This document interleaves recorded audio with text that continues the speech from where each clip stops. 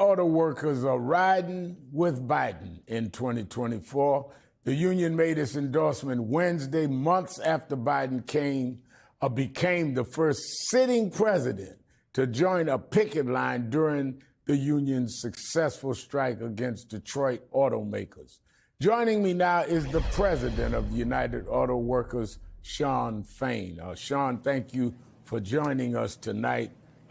President Biden was on hand at the UAW Legislative Conference in Washington this week to receive your endorsement. Can you talk about what went into the decision to back the president's reelection?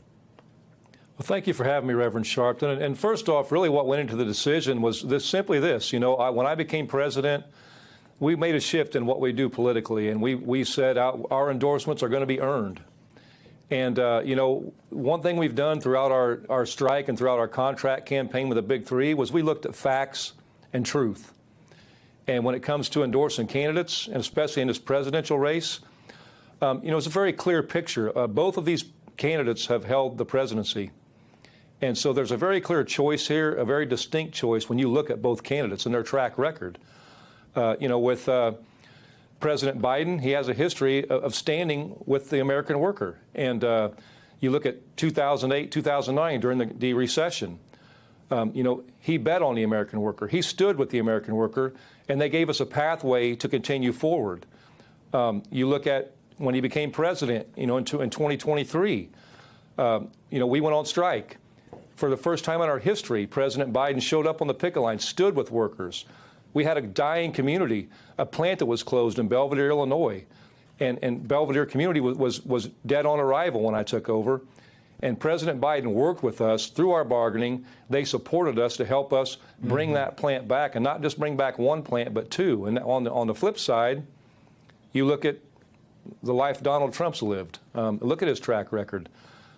Clear back when he was running his reality show, The Apprenticeship, and you know, when he was president of the United States, he had two favorite words: "You're fired." He's a boss. He's always sided with the boss. He's always sided with the billionaire class. That's who he represents. And when you look at 2008, during the same recession where President Biden stood with workers, Donald Trump blamed the American worker. You look at 2015. Prior to him being president, when he was a candidate, he said we need to do a rotation of these good-paying jobs in the Midwest, in particularly Michigan and Ohio, somewhere else in the country where they pay lower wages, driving a race to the bottom so that these workers would beg for their jobs back at lower pay. No, and this was a literal quote that Biden said about workers at the time. But let me bring you to this. Let's talk about the president's likely opponent, Donald Trump, who you're talking about. Because you had some choice words for Donald Trump in your endorsement of Biden. The former president sometimes claims to be friends of auto workers. But can you talk about his actual record? You were going into that there. I want you to continue there because I think people miss the fact that we have a president that we have seen for 3 years in office and a person that was president for 4 years. So we can look at and match records here for this election. Yeah, and the picture's very clear. If you look at Trump's record, as I was saying, in 2008, he blamed the workers for what was wrong with the Big Three, which was a fallacy. In 2015, he talked about doing a rotation of our jobs, so we'd beg for our jobs back for less. When he became president in 2016, he installed anti-union people on the National Labor Relations Board, which really inhibited workers' organizing efforts, in particular at Volkswagen, where workers voted to organize.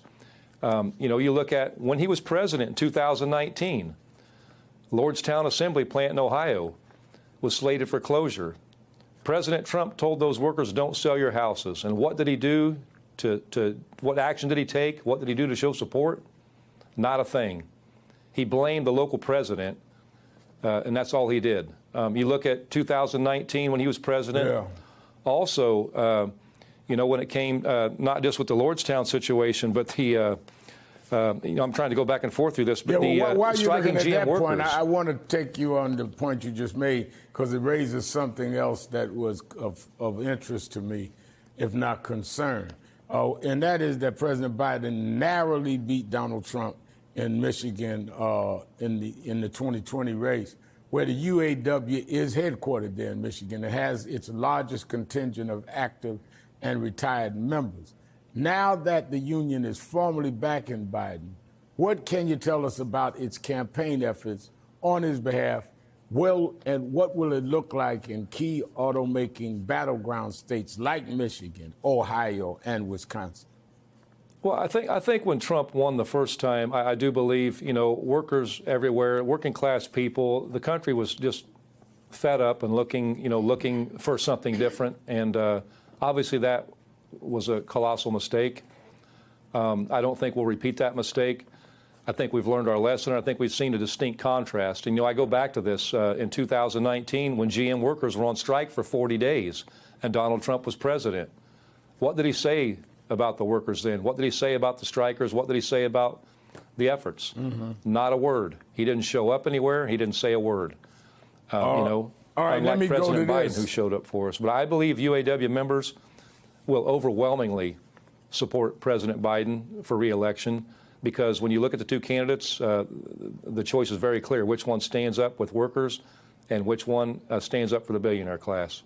Now, the UAW's endorsement of President Biden came later than some other major labor unions this election cycle, after you expressed deep concern about where the administration's push for electric vehicles would leave auto workers. How were those concerns addressed ahead of this endorsement, and how would you rate the Biden economy overall ahead of November?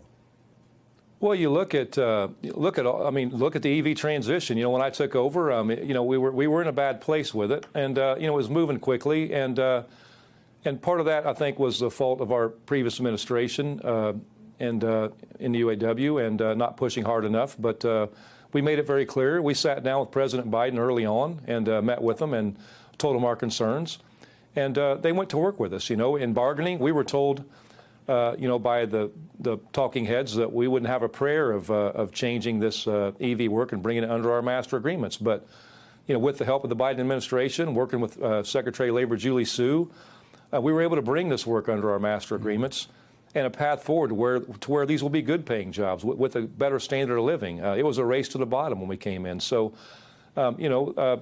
President Biden and his administration worked hard with us to help us make this happen. And when you look at the overall economy, inflation's down. You look at the stock market's up, and and let's be real about what drove inflation. It wasn't the president. It was two words: corporate greed. Yeah. And an out of control billionaire class, and a massive wealth inequality in this country.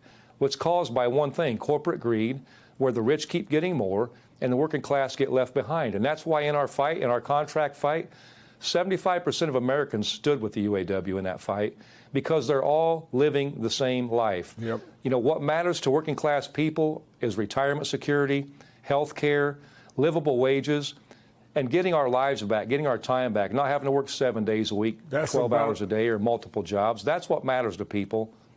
And that's universal.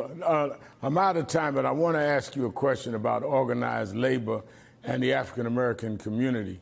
Black Americans are more likely to be in a union than any other racial group, according to the Labor Department.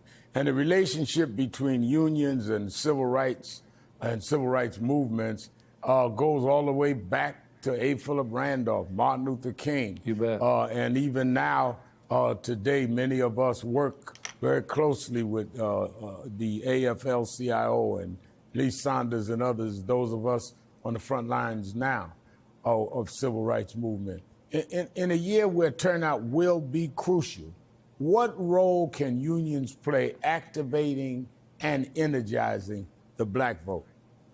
Look, the civil rights movement and labor movement are inextricably intertwined. As one movement goes, so goes the other. And Dr. King said it best: we either rise together or we fall together. And so we have to stand together. This is how the billionaire class and the corporate class win.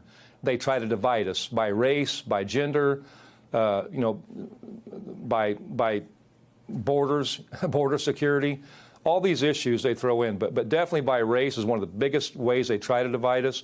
It's imperative that we all have the same issues. We all want dignity this is all about humanity, and organized labor and unions are the pathway for equality for workers. Without a union, you have no rights. You're an employee at will. Yeah. You can be fired any day for any reason or for no reason at all. And that's the world Donald Trump lives in. As I said earlier, his two favorite words are "you're fired." So we have a lot of work ahead of us, but labor and the civil rights movement work hand in hand. We'll continue to do that, and we will win by doing that. And I think that we've seen that over the last several years. As I said, people like Lee Sanders and Redmond and Randy Weingarten, and you, Shawn Fain, President of the United Auto Workers. Thank you.